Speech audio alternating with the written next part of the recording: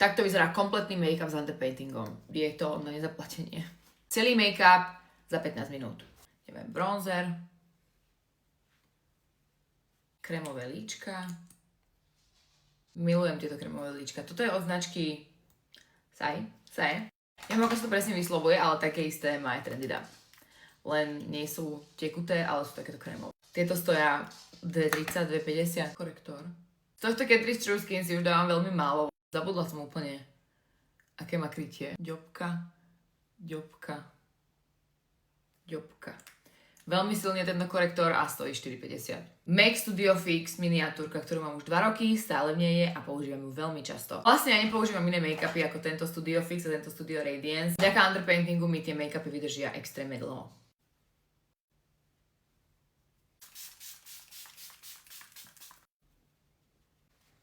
Úplne posledný rozpracovávam korektor pod očami.